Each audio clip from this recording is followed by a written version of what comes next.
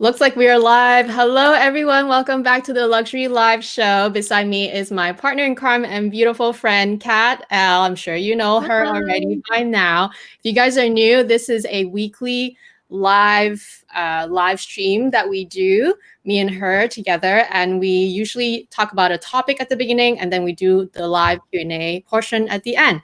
Hello, everyone. I see so many comments already. It's so amazing. How are you guys doing? Wow. Yeah, I see them all coming in. As per usual, well, not as per usual, but this time we did a slideshow for you guys again. And the topic is how to clean your luxury bags. Specifically, Chanel and LV, we're going to go over 5 of the most common materials on each of the brands, because it seems like we're getting a lot of questions from you guys. Like throughout, the weeks, we've got different questions that are kind of related. So this is what we're going to be doing. So here's the agenda. 10 common materials from the 2 brands. We're going to talk about how we end up cleaning it, how we end up storing it, and how we end up sort of in general manage it and maintain these materials from these bags. So this is our own tips. Of course, you guys are free to contribute yours. And yeah, this is what it has worked for us. But before we get started, let's go back to the name hashtag that we asked you guys from last live stream. So in case you haven't seen it, you can go back and watch it on Kat's channel. Make sure that you subscribe to her. So these are the suggestions from you guys, and thank you so much. They're also amazing. There are some really creative ones out there, and we ended up picking our top 3. So Kat picked Luxie's. That's pretty cool. Luxie's, I like that. Luxury Live Fam, really like that too. And Luxly, I think it's Luxly Can. There was a so you guys can go back to this page. Yeah, go ahead. Yeah, there was an explanation. Lovely. So Luxly Can. Exactly. So you guys can go back to this page later and just read through them, because there's some really good ones. And then my own picks are pretty much the same, but I picked my own too. So the last one is Live Crew Army. I picked my own. That's kind of my own. And we want to ask you guys, so throughout this live chat, to pick your top, I guess your favorite one out of these ones. So I guess there's only really 4, because it's like the 3 on the left, and then the last one that I kind of picked my own. So and then we're gonna tabulate all that. I think Kat is gonna tabulate that, and then next week we're gonna announce the name that will represent you guys. And then, of course, if you guys have not watched last week's episode, go and rewatch the rerun. You can easily find it on my playlist, or just find it on Kat's channel. We shared some pretty interesting stories and lots of lessons learned. So I definitely encourage guys to rewatch it. And yeah, so let's get, okay, before we get started, also, remember for the live Q&A portion, we definitely want you guys to put a bunch of question marks in front of your questions, because it really helps us see it. Sometimes when there's not, when you guys don't do that, we might not see it, and we might not end up answering your questions. So definitely do that. All right, I'm gonna let Kat get started on the first material, which is canvas. Yep, thank you. Okay, so I'm going to go through, I think, like 4 or 5 materials for LV. And I actually have some of my bags here. So the first one is canvas. So if you can see the slide, we've got monogram, which, let me just grab my monogram bag. So we've got monogram, right? And then we've got damier, we've got a bean. And then I think there are actually even more today, right? These are like the more classic, and except for the monogram, like the more classic canvas pieces. So how I personally clean my bags is that before I actually store them, I do take like a cloth that is slightly damp, and I do wipe down my entire bag. Every corner of it, I wipe it down. For me personally, I don't use alcohol, and I definitely don't use bleach to remove any kind of stain. But 2020 has a pandemic, so alcohol might be a little bit, you can't avoid it. But on canvas, it's not so bad. But on a regular, time, and usually I don't recommend using any kind of cloth that has alcohol, because alcohol is very drying and it will dry out the canvas over time. But this LV coated canvas is so hardy that a bit of alcohol is okay. But can you just imagine if you just dousing it with alcohol, anything would dry up. Okay, so I don't recommend it, but this 2020 is okay. 2020 is an exception. In terms of care, I am quite mindful of what I put in my bag, or even where I bump my bag into. So really be careful of like sharp corners, because once you puncture the coated canvas, the hole you get holes. Like any other material, if you puncture it, like any sharp corners, it will puncture. So I feel like the coated canvas from the older LV is thicker. Like this, the one that I just got, which is my Petite Noe, I can tell you it's slightly thinner. So I have heard stories where even sharp pencils have poked through the canvas because it's thinner. But I'm not sure if that's true. I haven't experienced it myself, but just be careful of that. Now, don't store your bag. Like I don't store my bag in an extremely dry place. So in Singapore and Malaysia, we like to use dehumidifiers because it's very humid to take away the moisture. But using the dehumidifier too much is also really bad, because it takes away all the moisture from the atmosphere, and it can actually dry and crack your canvas. So I have seen some bags like on the resale market, canvas is cracked, like just cracked. And I don't know how that happened, but one possibility is that you store it in a place that's way too dry. And then for storage, so that's for care. And then for storage as well, don't put your stuff, like when you keep it, too close to the sunlight or even under direct sunlight, because the it's like the monogram will fade. So I'll give you an example. I think one day I will bring my old wallet and I'll show you, because before I knew this, I didn't know that you're not supposed to store your things away from sunlight, and you're not supposed to dry your canvas. So after I cleaned one of my older LV items, I actually sunned it. Like, girl, did you put it under the sun to dry? Yes, I did. And it faded and it cracked. So that's a lesson learned. Store it away from direct sunlight. Don't sun it. Keep it away. And stuffing it is also good, because if you stuff it, it will keep its shape and it'll avoid creases. When you first get your brand new Speedy bag, it's all creased up. You actually have to stuff it to get away the crease. So when you store it again, please stuff it. And this is something new. Store it with silica packs. This is something that I learned from Amy. Takes away some of the moisture, but still keeps a little bit of moisture. You need it. Anyway. Okay, that's for canvas. That's great. And I also want to add that I find that from personal experience, canvas from LV, it is treated, right? It does have that coating on top. So it is a much more durable material than it appears. So for those of you newbies out there, I'm just saying, in general, I find it to be pretty hard wearing. I mean, of course, don't be careful not to puncture and everything, but it is pretty hard to get it to that point, I feel, unless it's a defective one or unless there's somehow there's extra crease or pressure on that point all the time. But in general, I find it to be really easy to care for material, except for demi-azur color transfer, but that applies to any light color material. Yeah. Okay. For I think for this slide, it's more for all the leather in LV. So Empreinte, Torillon, I think that's how you pronounce it. And then grain calfskin, which I have one right here. So this is the one that's grain calfskin. So same thing. I think for all the bags, you do need to wipe it down before you store it, because I think specifically if you're staying in Asia, where mold is actually an issue, especially when your hands touch your bag and you store it for an extended period of time, there is dirt and bacteria and all that, and that with humidity and everything will attract your bag to get moldy after a while.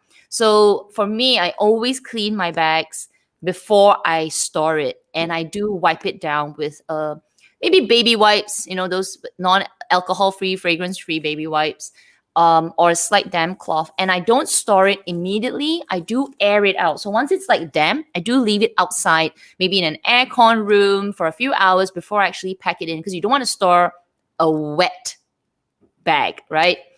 Again, for leather especially, because unlike the coated canvas, which says coated canvas, don't use any alcohol in your bags. As much as you can, try not to, because leather is like skin. So if you're constantly putting alcohol on your skin, it will dry out. And of course, please don't put bleach. Even if you've got a stain, don't do it. In terms of care for my leather bags, whether it's Empron, Harlin, or grain calfskin, I do regularly take my bag out to breathe. For me, I store my bags. I keep them in the dust bag. I sometimes keep the bags in a box just because of the humidity that we have here. But keeping it stored for too long is also no good for the bag, because it will peel and crack. It's leather. Like if you keep your old shoes in a cupboard, after a while you take it out, it will all peel and become like flaky. That will happen to your leather bag. So in terms of care, please take out your bags more regularly. Not every day, maybe every fortnightly, once a month at least, just to let it breathe, keep it outside for a few hours. I do recommend a leather moisturizer, especially if you see your bag is starting to, you kind of know it, right? It's starting to be a little bit dry because it's leather. I do recommend a leather moisturizer, but not one moisturizer fits all the bags. So you should ask your SA what suits them. I use the ones that are recommended from LV or from Dior to use, but I use it only once in a blue moon, because I do take my bags out regularly to breathe. So I don't really experience this problem. I usually get it for the older bags that I have. So again, for storage, I try not to leave my bags flat like this, right? I try to store it the way it is supposed to be, like upright, because it's leather. It's got a bit of weight. You don't want it to be storing flat. How do you say? Like it will leave marks on the, not marks. How do you say this, Amy? It's like kind of like it's kind of maybe wrinkles. I don't know how else to. Yeah, it can sort of.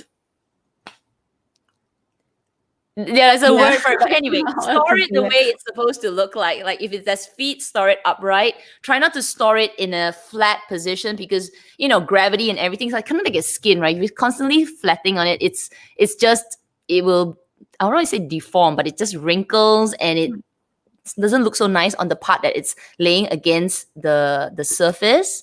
And again, stuff it so that it doesn't slouch, and then keep it away from direct sunlight. Pretty standard, I think. And once you get used to this routine, it sort of applies across all of the bags. Exactly. And I also want to add to it that you're going to see a lot of the similarities with a lot of the materials, because it's really, and also to point out, when Kat said that where she lives, because she lives in Singapore, it's very humid there. So it's a little different from how I would treat my bags here. So I live in North America and I live in Vancouver. Our sort of humidity level indoors is pretty much very balanced throughout the year, and we don't even need aircon for that reason. So for me, I hardly have to do anything to my bags, and I don't have to put it inside their boxes. I don't need to use dehumidifiers, and I don't need to air them out because they're always aired out. I just put it on a shelf. So that can be a little bit different depending on where you live. But in general, the cleaning, it's just slightly damp cloth. Use a leather moisturizer if you really, really need to, but definitely ask your SA on what products they recommend. In fact, I just bring it to the store and I ask them to do it. And always stuff your bags to make sure that it doesn't crease or wrinkle in a weird way. Yeah, thank you. So for Epi leather, so Epi When I first heard about Epi, I thought it was like plastic because it's so structured and it kind of has this plasticky feel, but it's actually calf skin. So it is leather, but it's been stamped with this pattern on it, and it has a slight coating as well. So very similar. Cleaning again, slight damp cloth.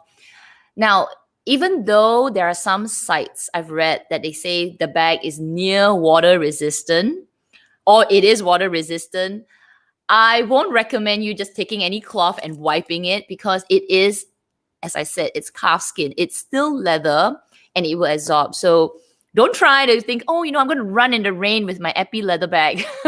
If you are caught in rain with your Epi leather bag, please wipe it down. Don't try. That's why I say, please don't try. And yeah, again, no alcohol, no bleach. Epi leather, even though it looks as hardy it is really, really hardy. It's a very, very resistant leather. But again, I have seen bags that have like peeling and scratches and punctures. It's incredible. I don't know how people treat their bag, but again, just avoid sharp objects because it will scrape. And it's leather. Please store it in a breathable space. So if you're in like Amy's place, because it's not very humid, you can actually store it in a breathable space. If like for me, because it's overly damp, the moisture here, I try to keep it in my dust bag, boxes, but I take it out to breathe every once in a while, and it definitely helps it from peeling or cracking. Yeah, and just to interject, I used to own Epi leather in Alma BB, and it was very, very durable. But definitely avoid having very deep scratches, because if it's very deep, it will be apparent. But if it's just superficial, you might not even see it because the texture alone is kind of like that already. So it's a very durable leather, but the deep scratches and those sometimes it becomes even white. Like the scratch becomes white. So I had one like that, and I brought it to LV and they buffed it out for me. So they used their conditioner, whatever they use, they were able to take that out for me. But as long as it's light enough, if it's really deep and really scratched up, then they won't be able to. But otherwise, it's a really good leather. Yeah, it's a good leather. So, okay, so this one is Vernis, also a very popular leather. And it is also calf skin. Okay, so actually LV has a lot of leathers. It's just that the different finishes makes you think that, oh, is this really leather? Is it canvas? It kind of like tricks your eye. But Vernis is embossed calf skin with a patent finish, so like patent leather. Now this actually has a little bit more care, right? Other than the cleaning is pretty standard. Just wipe it down, finger marks, oils and all of that. But the thing is, you have to avoid surfaces that have ink, because it will stick on the embossed finish and it will stain the bag. So it's so surprising, because I didn't know that until I had one. I had my Dune color, so it's like a cream color Alma BB many years ago, and I had like a very light, I think it was like maybe like some paper, like it was greenish, and it slightly stained the bottom of the bag. And no matter how much you rub, it's like stuck on it. So avoid newspaper, anything that can print on the bag. Confetti is another one that when you go for parties and people are throwing confetti, and if that confetti lands on your bag and it somehow sticks on it, it's really hard to remove, and it may stain your leather or your Vernis leather. Scratches as well. If you scratch it, it literally takes off the top layer. So in terms of care, Vernis, it's beautiful, but there's a little bit more effort that you need to take into consideration. Again, don't store it flat. And I want to add one more thing, which I forgot to add here. The lighter color patent leather and Vernis, it's not the lighter color, it's like the mid colors, like for example, blues, greens, any of the colors. If you store it too close to sunlight, there may be some fading that could happen that is, you can't avoid it. Like it's one of those leathers that may fade over time, especially with the lighter colors, like the mid colors, like green, pinks, red.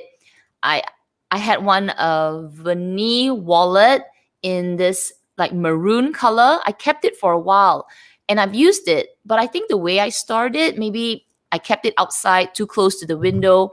I found that after a while, the side that was too close to the window was much lighter, like as if I had an ombre on my wallet. It was very interesting. Yeah, was sad.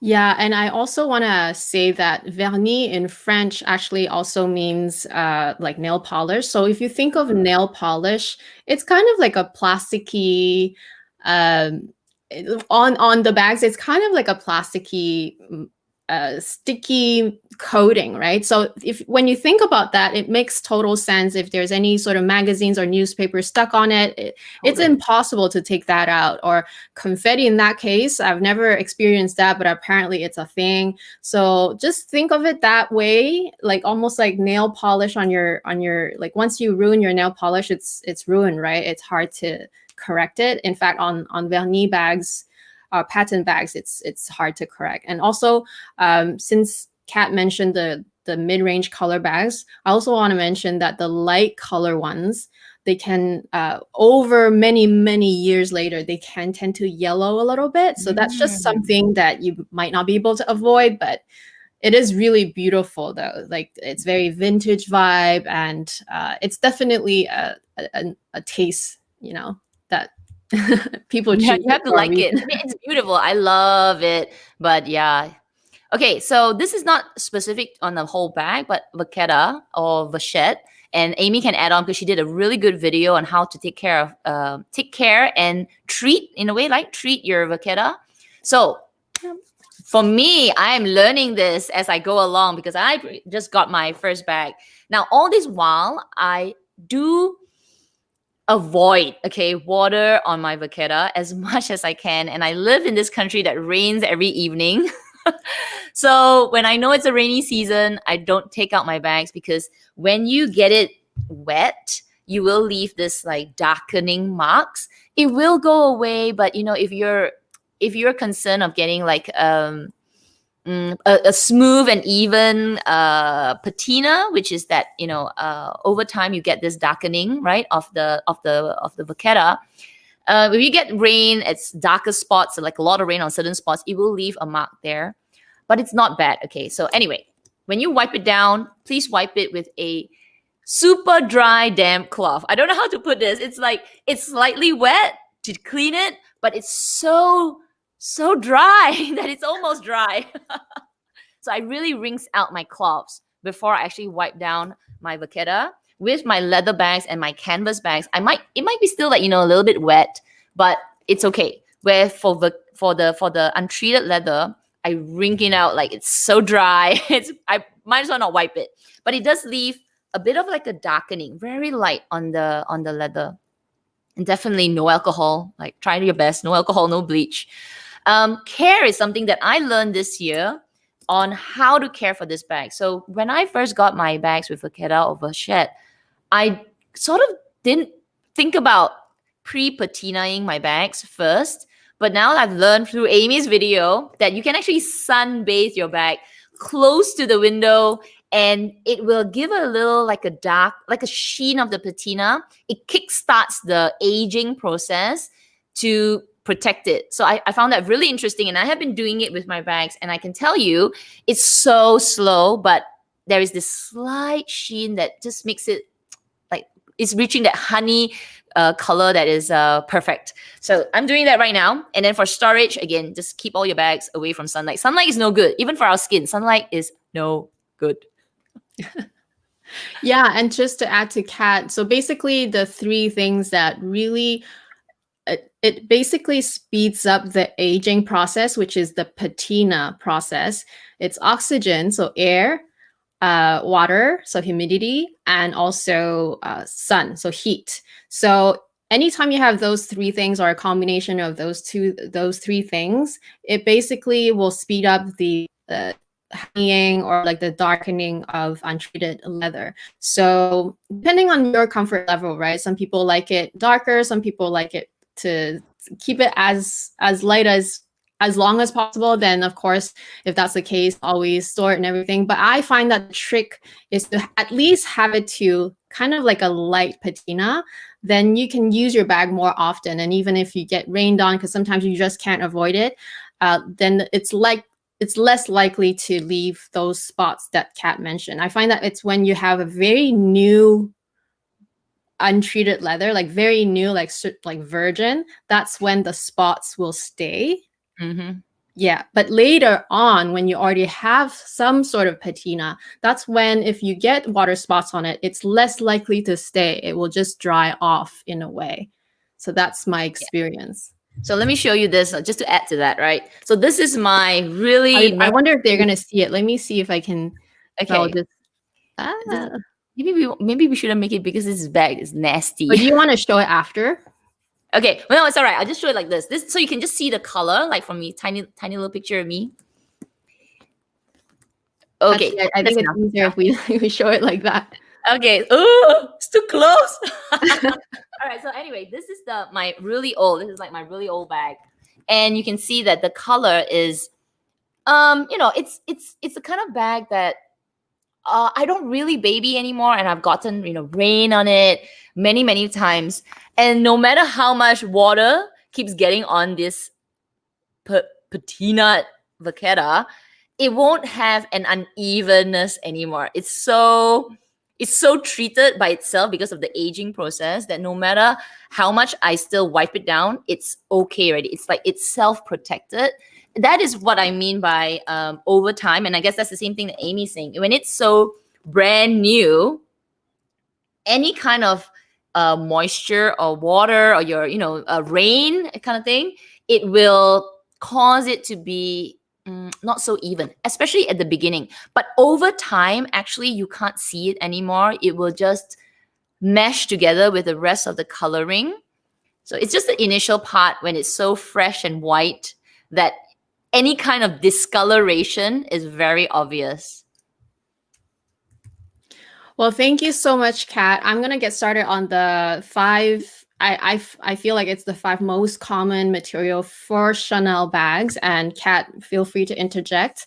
So I'm going to get started with caviar because I feel like caviar is one of the most popular, most on-demand leathers at Chanel. It's basically calf skin, but it's think of the Epi leather that we showed you earlier. It's almost like that. It's just basically stamped in a pebbled finish.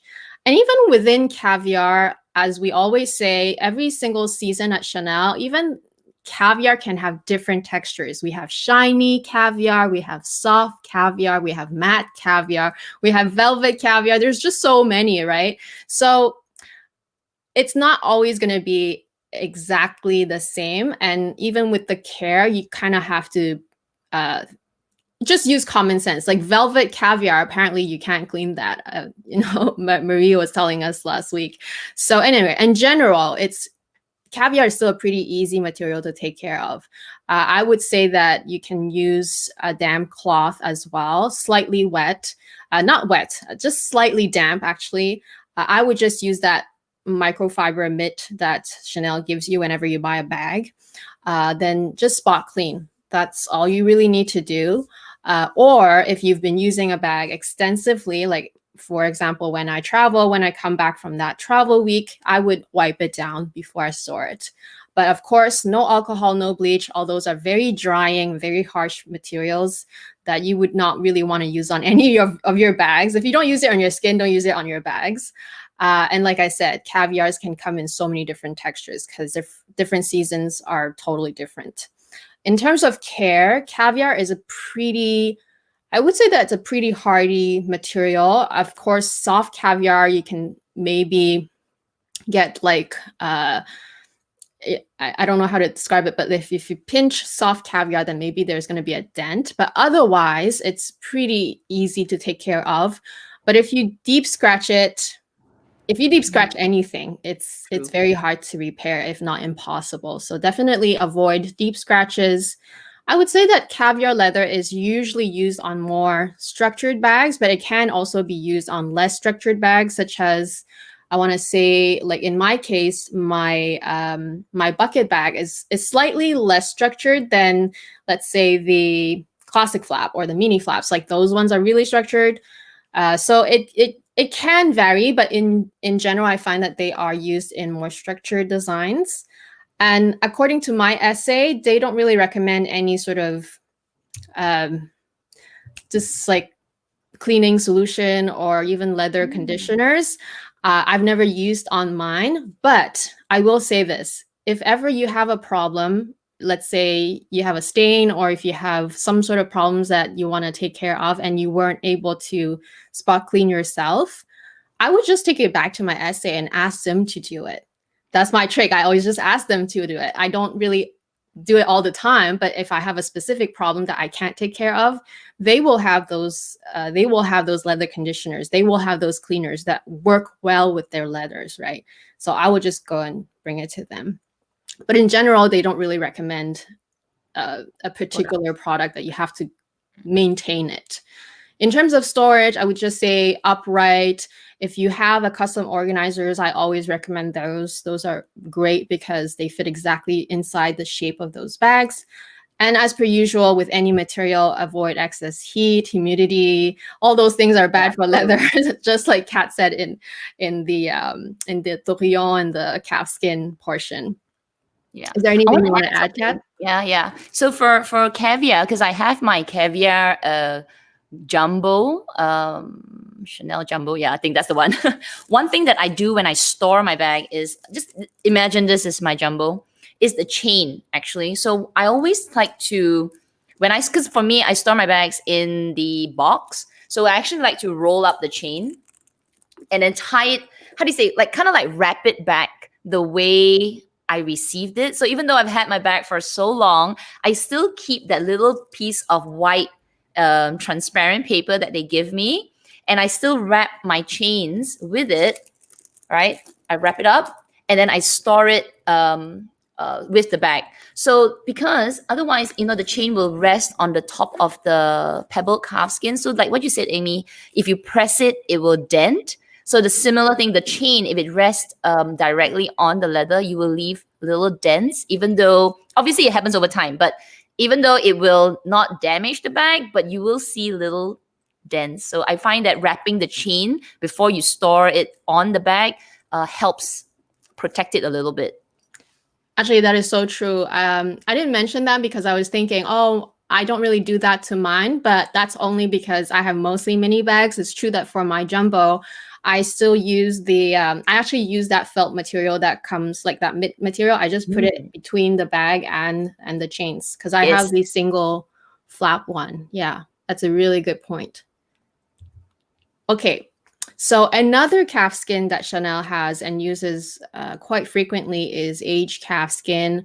It's just distressed calfskin, but this calfskin is a smoother finish.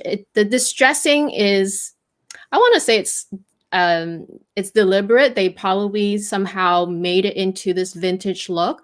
Very commonly used on the 2.55 reissue or the Gabrielle bag, which I love. So in terms of cleaning, it's very similar. I would just spot clean using a slightly damp cloth. Of course, no alcohol, no bleach. This leather is a very durable, very easy maintenance leather, in my opinion. Of course, that also depends on the color. Like I said earlier, if you have any light color, anything, color transfer is a real thing. So even though we did not discuss color transfer, it's just another category in itself. You always have to be wary of not wearing black clothing, dark clothing, not just black clothing, darker color clothing and denim. So always be wary of that. In terms of care, like I said, it's a pretty easy maintenance leather. So aside from avoiding very deep scratches, any superficial scratches or any things here and there won't really show up, to be honest, because of the distressing. And it's usually shown, this leather is usually used in slouchier designs. As you can, even like the Gabrielle is slouchy on the top part. The reissue, you can store it completely flat. And so, yeah, I love this material. Like I said, the reissue is known to be stored exactly like super flattened. Like you can literally travel with it, put it in your suitcase flat, although I don't really know anybody who does that, but apparently you can do that. And everything else is the same. Stuff it if you want to, but otherwise, I feel like the distressing lends itself to the vintage vibe. So unless the Gabrielle, if you don't like that it sags, because I know the larger sizes can sag quite a bit over time. So if you don't like that look, definitely stuff it. But otherwise, it is the style itself. So yeah.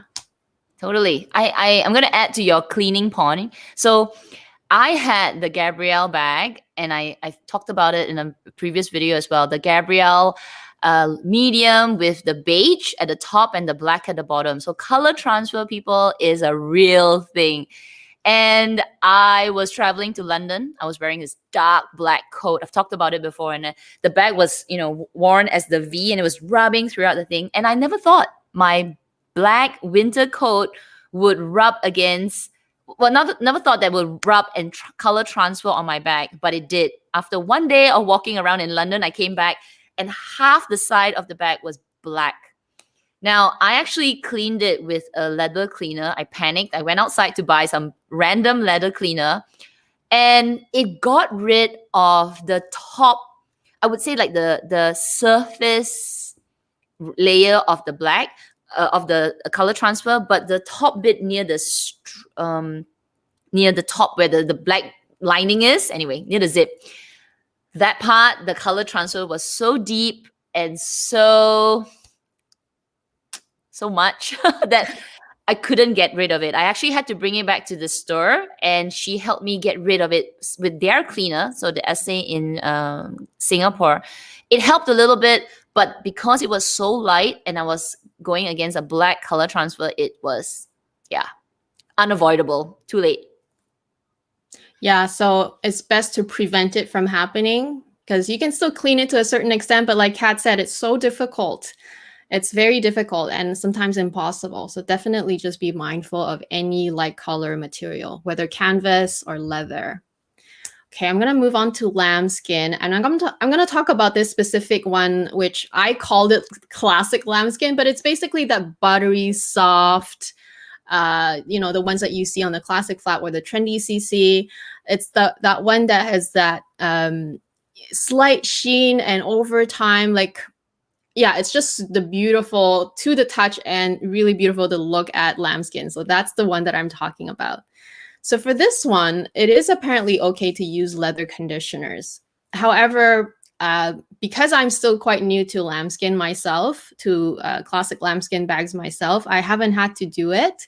And like I said, if I had to do it, and because I'm so privileged to live in North America where I don't have to really air it out and store it back, that type of motion all the time, I would most likely just ask my SA if there was a specific problem that I needed to take care of. But otherwise, I feel like it should be fine. Maybe Kat can recommend some products if you already use on your lambskin products after. But of course, no alcohol, no bleach.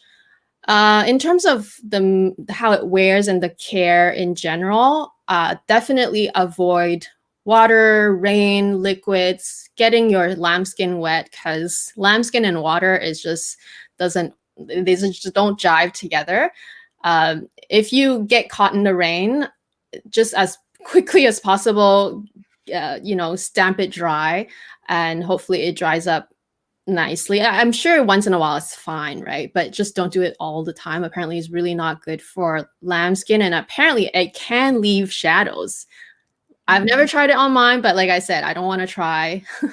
And avoid deep scratches. So with lambskin, it's actually quite easy to buff out most scratches. So we're talking about superficial ones and the ones that are not super damaging, very deep ones.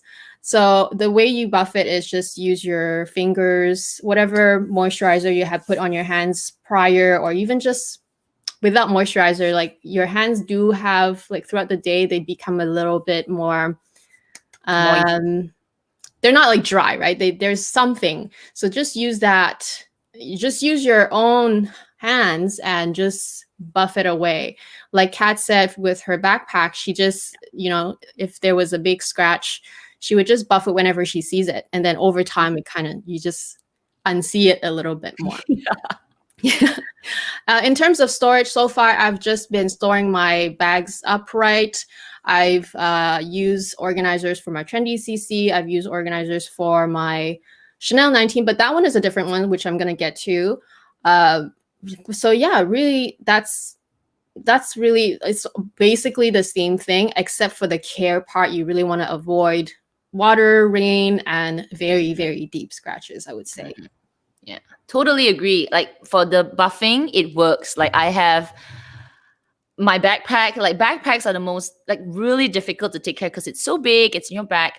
But I've had scratches on it that I could buff out. So every time I look at it, I take my little finger, I'm buffing it. Obviously, it's kind of relaxing as well as you buff. You see the sheen come out. You're like, yes, you're going away.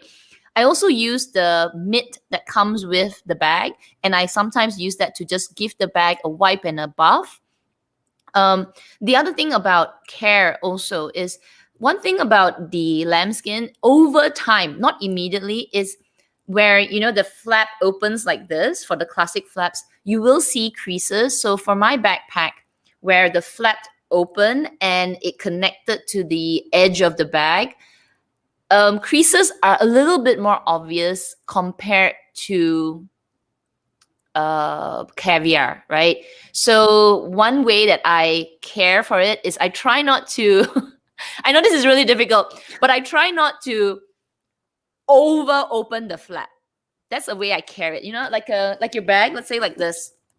When I open my backpack, I'm a little bit more mindful. Maybe over time, I don't care about it, but I don't go like this and I just leave the bag, the flap all the way to the back just to avoid the crease here. So I'm a little bit more gentle. I kind of like open it 90 degrees and I take my things out just because of the creasing that would happen at the connection here. That for lambskin is a little bit more obvious. So maybe this is just the care, excessive care, but I find that I've seen bags at the store where people just take the bags and they just open and pull. That part is just, it looks extra aged and wrinkled. That's true.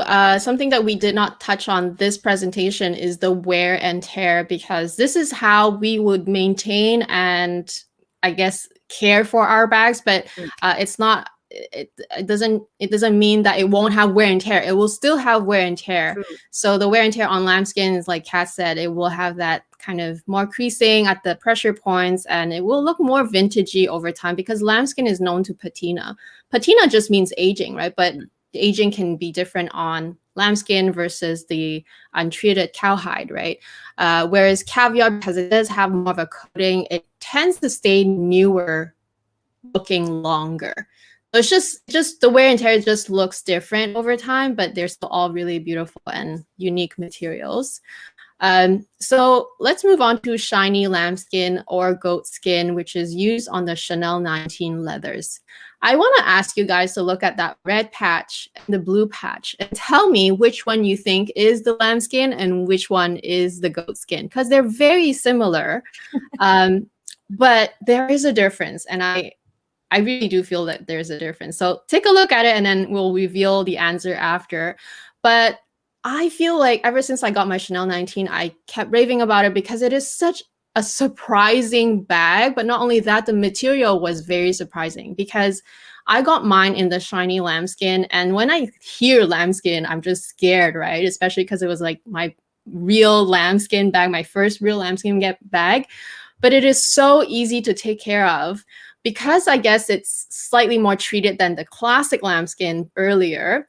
It has more of that sheen. It's still very soft and plush and very luxurious, but it does have that extra coating, I feel. It's very slight, but it's there. So I feel like I feel so much more confident to use it even as an everyday bag if I had to. And I didn't feel like it would wear the same way and be as sensitive as the classic lambskin, because I can tell the difference right away. I even got caught in heavy rain with that bag. Wow. I had a heart attack, obviously, but I stamped it dry, waited, and it dried off beautifully. So I'm so Wow. glad, but I definitely don't want to have that happen too often. Like, once in a while, I'm sure it's fine, but don't do it all the time. But it just goes to show that it's really different, and it's a lot more durable than you think. So in terms of cleaning, I would just use a very slightly damp, maybe even, very slightly damp cloth. Just I would just spot clean. Otherwise, there's really no need to constantly clean your bags. There's really no need unless you've been using it a lot. And with me rotating my bags all the time, spot cleaning is fine. No drying materials, no harsh materials, of course. Similar to the previous material, avoid very, very deep scratches because it's still lambskin or goat's. I mean, goat skin, at least it's thicker, it's hardier, but it's still a smooth surface. So anytime you have a smooth leather, any deep scratches will show up if it's deep enough. This skin or this material is used on slouchier designs. As of course, the Chanel 19 is a very slouchy, pillowy design. But otherwise, I find it to be super fun and super easy to use. I store mine upright. I use my organizer, and yeah, I just avoid anything extreme, like any excess heat, sunlight, humidity. So yeah, what do you guys think? Kat, what do you think? Which one is the goat skin? Which one is the lambskin based on that? I think the red is the goat skin, and I think the blue is the lambskin. That is correct. And why would you think that?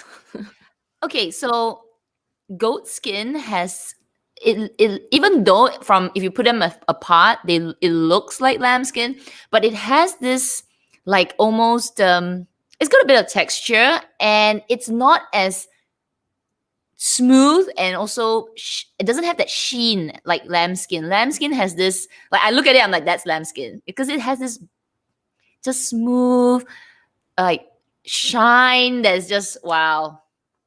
Exactly. And also, I want to compare almost goat skin to sort of in between lambskin and calfskin almost. Yes. It's very nice. It's hardier. It feels hardier than the lambskin, but it does have that wrinkly effect also. I feel like I see a lot of the Chanel 19 bags, even when they're new, but especially after they're being used, that they do wrinkle and they stay wrinkled. Whereas when I look at mine, it's always puffy. And I'm so happy about that. But anyway, that's the difference. Afar, you can't tell, but up close, you can definitely tell. And when you handle it, you can definitely tell. And a lot of people actually, when they saw my review videos, they didn't know that the Chanel 19, at least for the first couple seasons that I know of, did come in lambskin, especially the smallest sizes. They did come in lambskin. But afterwards, they did more goat skin. So I don't know if they're just going towards the goat skin direction or if they're just alternating. I'm not sure. But yeah, definitely keep that in mind. All right, now up next, I want to talk about patent leather. So I don't own any patent leather from Chanel, but Kat does, so she can give her feedback afterwards. But it's very similar to any patent leather. Like I said, just think of varnish on your fingernails. It's a pretty durable material in terms of like if you get water on it, you can just wipe it. So in terms of spot cleaning or even just cleaning it just to make it shiny, you can definitely use a damp cloth, slightly damp cloth. But otherwise, think of it as like a coating too. If you damage that coating, then it's going to be near impossible to restore it. So nothing harsh. Avoid newspaper, magazines, confetti, any sort of dark fabric, especially because color transfer on varnish or on patent leather is near impossible to get off. Avoid sharp, deep scratches, because once you damage that material, I mean that coating, it's very hard to go back. Yeah, aside from that, it's pretty much the same as Vernis leather from LV. Avoid storing it flat. Whatever the bag, stands on its surface, that's how I would store it. I would also use the dust bag that it comes with. I think it's just better to have a separation between Vernis or patent and any other material. And avoid direct sunlight because it can fade the color over time. Especially with lighter color ones, they tend to yellow over time. And if you put it through direct sunlight a lot, then it will actually accelerate that process. Yeah. Well, I cannot. Well, for me, it's the same as Vernis, like Amy said. The thing that I want to add, because I have one patent leather walk, and I hardly use that bag, and it's this sea green color. So when I bought it, it's because of the color. It's beautiful turquoise sea green color. But in the past 5 years of actually not using it so much, the color has faded. And it's not because I took it out to the sun or it's the way I store it. It's just it naturally, over time, faded. So this is what I was saying earlier, this mid-range colors, I think they call it secondary colors, like greens, blues. It will change, right, over time. So you enjoy the bag. Enjoy the material because it's a beautiful material and it's very, very hardy to a sense that, you can wipe it down. You don't have to worry too much about it. But in terms of the color that you pick, there is this situation of fading. So maybe one day when I have my bag, I'll show you maybe a before and after photo. It looks like it's a totally different color bag. It's so much lighter now. The other thing is in terms of storing, and I guess this also applies to the Vernis. Patent leather, if you don't store it right, it can get a little sticky. And to me, I don't know if it is because you store it in a too dry place or a too wet place, but whatever it is, take your bag out to breathe, right? Store it properly. If you're not storing it, like air it out, because there's something else on top of fading is that it gets a little sticky, like shoes. Yeah, but those are just our tips. And of course, everyone has their own extra little tips and tricks that feel free to share as well. And this is just kind of like maintenance and also how to clean it if you have any accidents. But otherwise, if you have a very serious problem, then you might want to bring it to your leather surgeon or back to your store and ask for help. But yeah, hope this was helpful. And of course, this feels more like a beginner's guide, but we do get a lot of questions about that.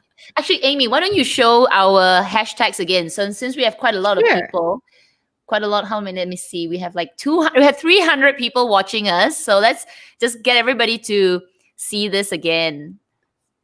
All right. Yeah. So these were the hashtag names that you guys came out to represent you. So we wanted to have a name to represent you guys because, people that come from Kat's channel are called Kat's Crew, and on my channel, Amy's Army. So we wanted to have another name that represents you guys from this luxury live show. And these were the ones that you guys came up with, and those are our top picks, our personal favorite. So we want you guys to vote. Which one did you like of all these of our favorites? Yeah, so there's Luxies, there's Luxury Life Fam, there's Lux Like Can. American. So Lux Can. Yeah, so okay. And then I added my own Live Crew Army. Yeah. Whatever, you guys don't have to choose mine. I just added it in there because I like it. So yeah, just make sure you vote in the comment section. You can put like if you're picking number 3, you can put Kat's 3 or Amy's 3 and then 1 and 2, right? And then there'll be 4 choices. So what I will do is I will look through all the comments from this live chat as well as the comment section after this live chat on the rerun, because we know that there are people who will watch this after the show. I will count the votes, and on next week's live on my channel, we will reveal the winner. Yes. So vote. Yeah. Just screenshot this if you need to think about it. But yeah, definitely vote for us. We want to know which one is going to come up first. All right, let me try to get through the questions because I'm sure if our chat goes through far, then I'm going to lose the questions at the beginning. I'm seeing a lot of hellos. Okay. Shanna, Kat, you mentioned before that you put the gel packs on top of your handbags. Ooh, does it leak? Okay, yes.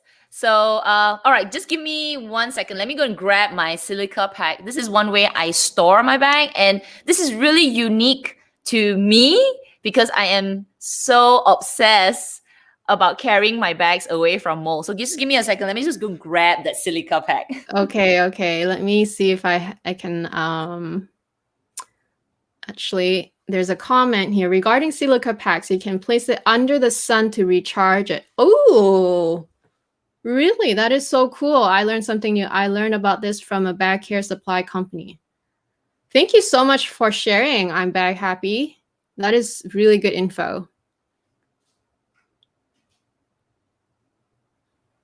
And then Shanna also asks, you mentioned Sunnit. How long did you do that? Oh, are you referring to Vachetta or Vaquetta?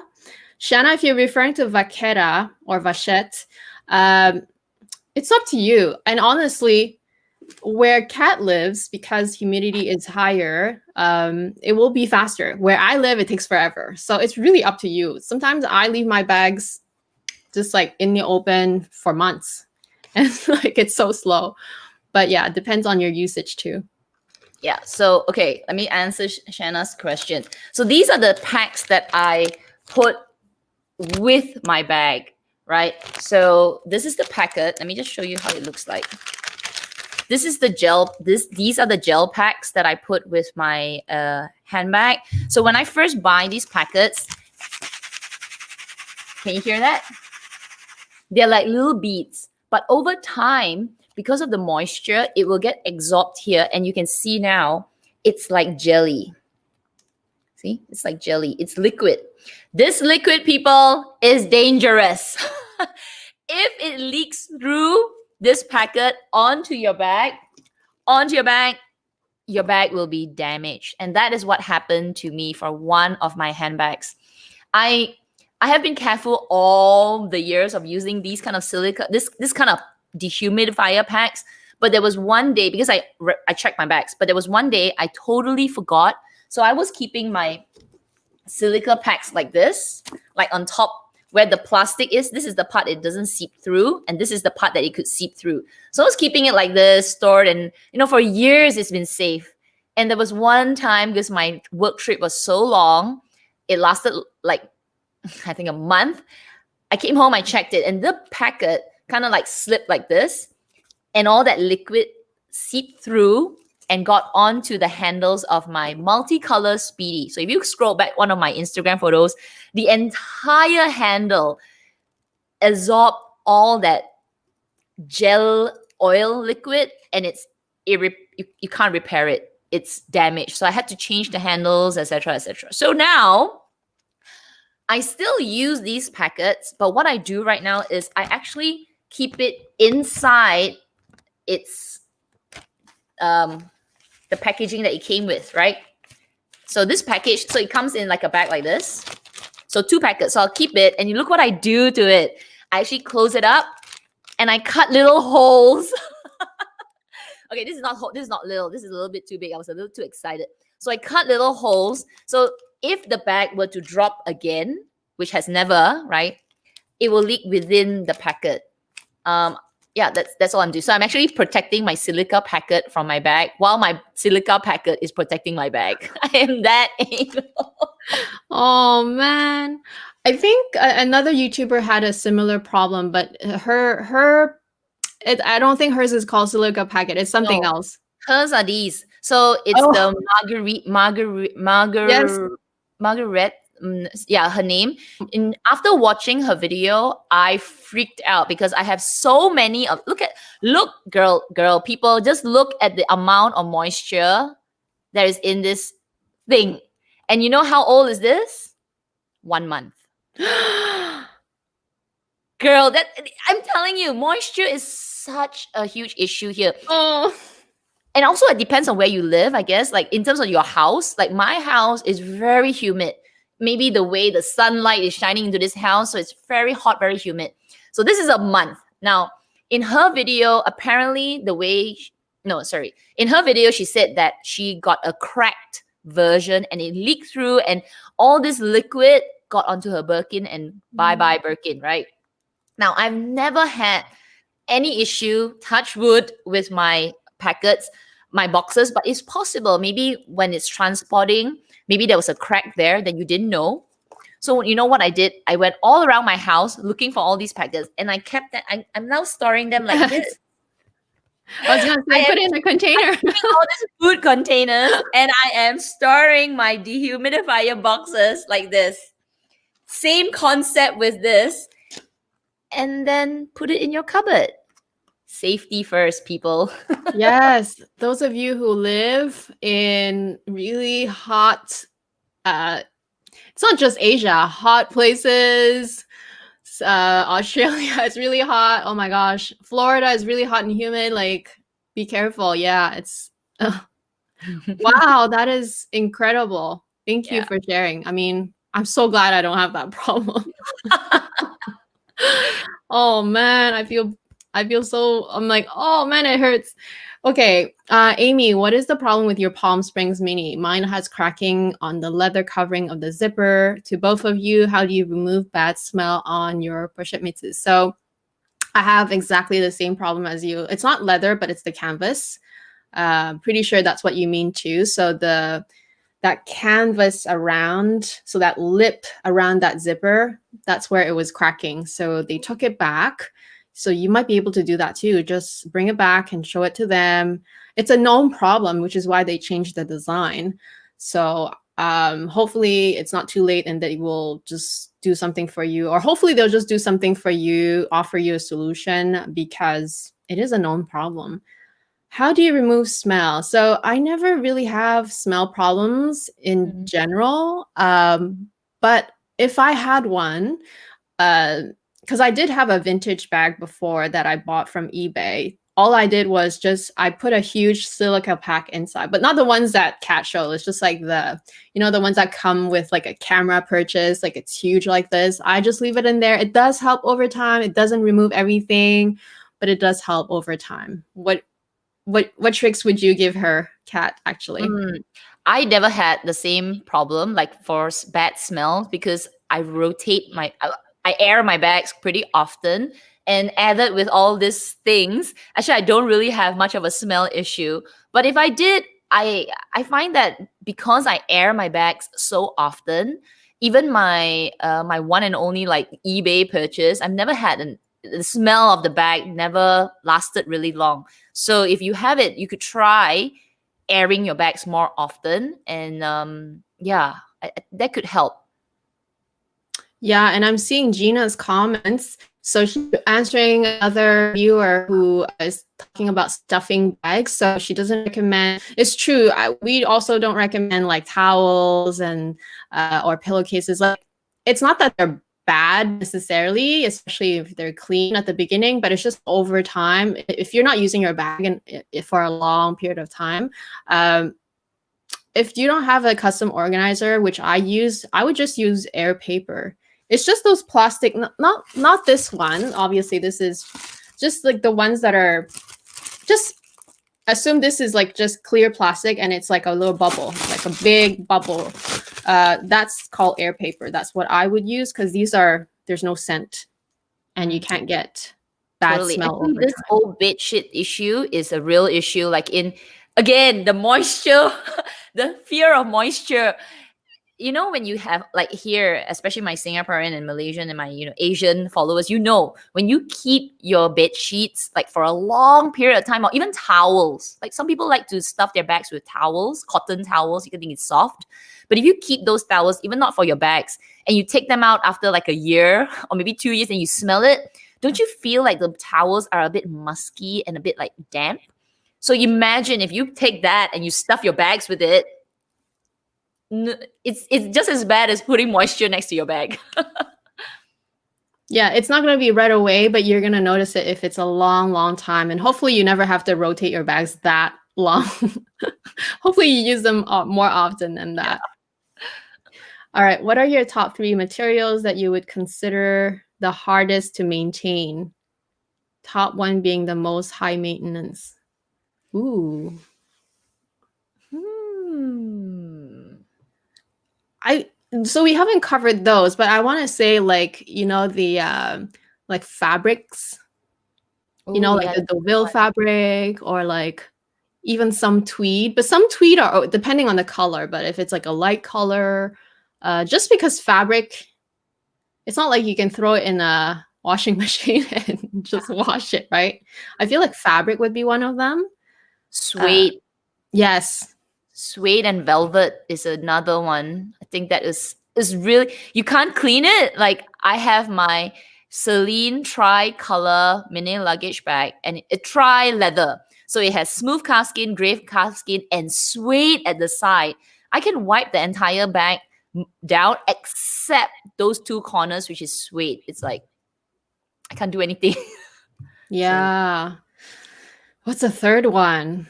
I would say maybe lambskin. I mean, the classic lambskin. If you want to go like top three, right? It is. Yeah. There is some care compared if you compare to canvas and green calfskin, but it's not as bad as like velvet and cloth materials, fabric materials for sure. Yeah, or even Vernis, or patent leather. That's also, it's just different. It's not necessarily harder, but kind of different. And some people may not be used to it at the beginning because maybe they've never owned a patent bag before. So yeah, I think those would be the top three, I feel. Okay, so I'm bag happy. I roll up and wrap the chains in paper as well. I read that it's okay to store classic flaps on the side in order to avoid dents instead of upright. Oh, okay. But I don't know if you should be doing that all the time. Do you have to rotate? Yeah, that is, I'm curious. I mean, I only have the jumbo, which I've always just stored it upright and I've never had any issues. Color transfer. I think we talked about it, maybe because we didn't talk about it at this time when you add this question, but yeah, color transfer. Any leather. It doesn't have to be calfskin, but superficial, like the top layer, you can maybe remove a little bit, like Kat said earlier. The deeper ones, you need professional help. Yeah. Like if your essay can't get it done, you might have to seek for, the places that restore bags. They might be able to help you, but it's a tough issue. Yeah, superficial one. I found. I use Colonel. It's a very popular brand. I think it's made in Denmark or Germany, and it's very established to clean leather shoes. So leather is leather, right? Doesn't matter if it's a shoe or a bag and all. It's good. But I always recommend that you try it on a really small spot, maybe underneath the bag first, because your bags are it's dyed, right? And sometimes these kind of chemicals are too harsh for the bag. Even though you're trying to clean off a stain, it might be harsh. So, but I do use Colonel if I get a surface color transfer just to quickly wipe it off. It helps. But if anything's deeper, no, I bring it to the store because that's safer. All right. Any thoughts on vintage lambskin versus current? So I don't own any vintage lambskin. I have seen older lambskin classic flaps at my store because I think they always show the one that's like from before. That's, you can tell it's a lot older. I don't know what the difference is. I've never seen, actually, in fact, I've never seen a vintage lambskin bag before. The current and even the one that they have at my store, I don't know if it's considered vintage because vintage has to be at least 30 to 40 years old, right? Yeah. At least 20 years old.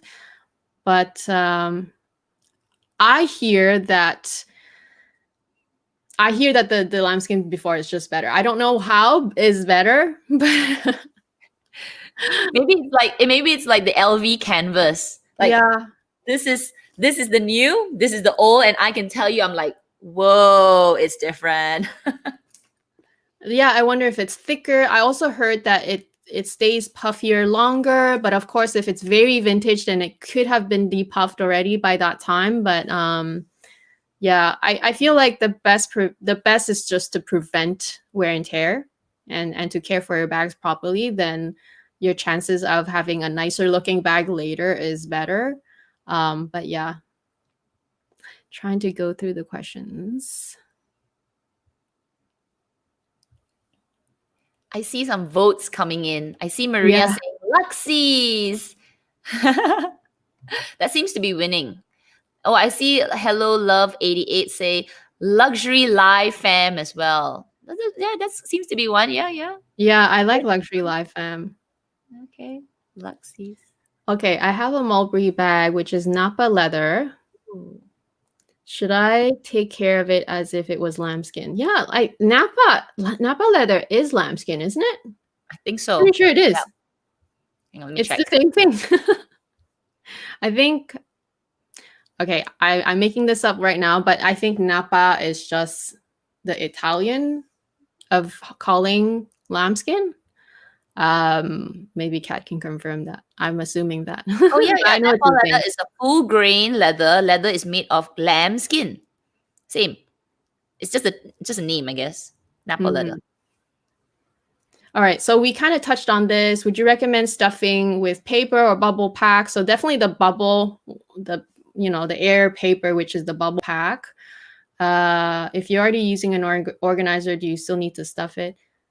I don't, because the organizer already pushes out on the the corners in the right way and everything. So I wouldn't. I don't think that you would need to. Yeah, same. Sometimes. Oh, but for my Gabrielle, I had an organizer inside, but the organizer didn't, how do you say, like it didn't finish at the top. Maybe the design doesn't finish. So it protects maybe 4/5 of the bag, but 1/5 of the bag at that top layer, I do add a little bit of additional stuffing at the top just for the zip section. So it's kind of like to help the organizer reach the top. But other than that, yeah, if I have an organizer inside, I don't really stuff in the organizer all the way to the top. If that makes sense. Right. So I guess it depends on the bag. So I don't have to stuff my Gabrielles because I have it in the small size. They don't really sag. But really good point. If you have a larger size, you might want to watch out for that. Okay, I think this is more for you, but you already mentioned it, colonel, right? Yes. COLONIL. COLLO. Let me just type it. COLL. Now we can put it in the. Oh, can I type it? When I see your comment, I'll put it up. Yeah, hang on. Let me go and type it out. So yeah, it's colonel, and they have a whole range of clean and care. They have to waterproof, to I think they have gels and a lot of things. So I use 2 of them only. I use a leather gel for waterproofing and for little light stains. And then for the slightly darker stains, I use this thing called Clean and Care. But it's strong, people. So use with caution. And like I said, I'm saying it here, Luxury Live Show. I start off with a really small side, especially for dark colored bags. I start off first and I'll leave it there for a while. And I was like, looks okay. I'll check the cloth, any stains. If it looks okay, I will still be very, very careful because self-cleaning, any kind of DIY things, you never know what will happen. So let me just put a name there.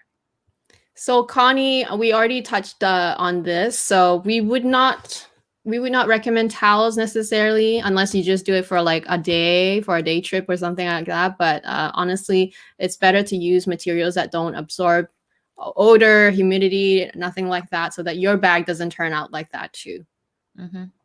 So Maria, how do you store costume jewelry? I kept my Chanel pearl necklace in a pouch and box for a few years, and the brass gold behind the CC tarnish, but luckily I was able to remove it. That is that is good to know. But I feel I've had that problem with one of my earrings. The CC also, like just little nooks and crannies. You can see a little bit of the tarnishing, but like you said, I was able to remove it. I just used alcohol and a little cotton round, and I just sort of went at it. I feel like it can happen when if I didn't clean that earring properly at first and then stored it away.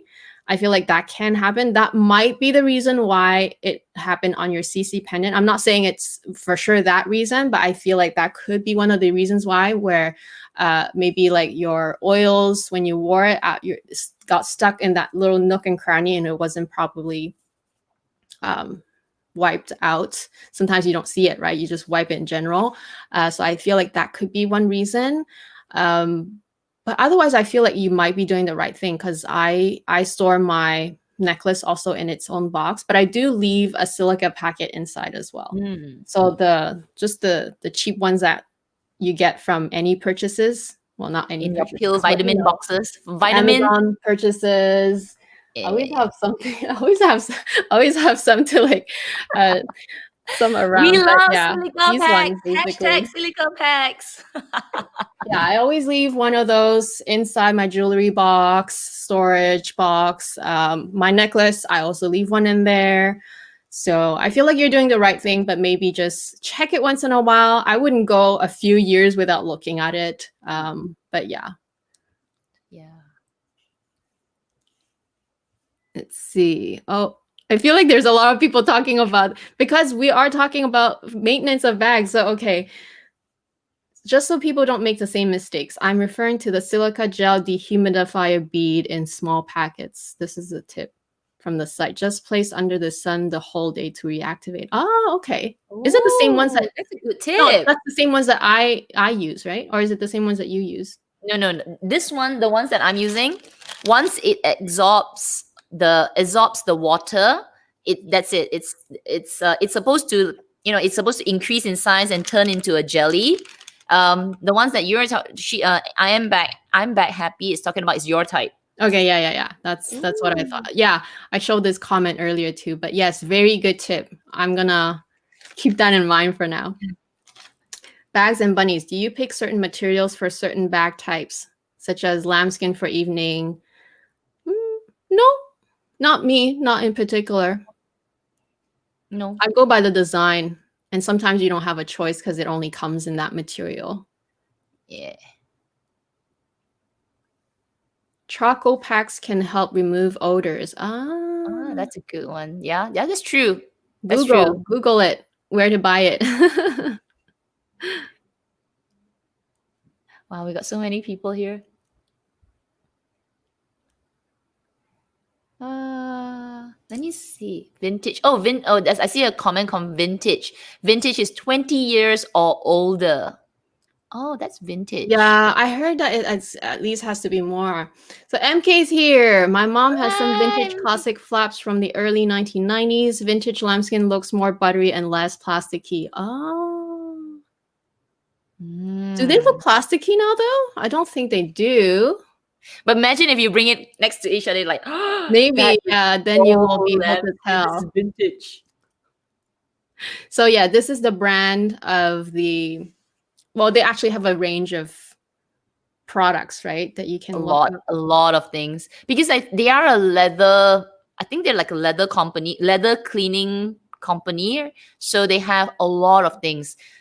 When I saw the range, they've got like, things to shine your shoe, tint your shoe, so many things. But the ones that I picked up, the first time I heard about this brand, this Colonial brand, was from the Dior outlet in Singapore. Because I asked the Dior girl, I said that what happens if I need to clean my bag? So she recommended this brand. So it was recommended from Dior because they use it to they don't use it to clean the bag, but it's sort of like give it a sheen. So she recommended this Colonial leather waterproofing gel for me.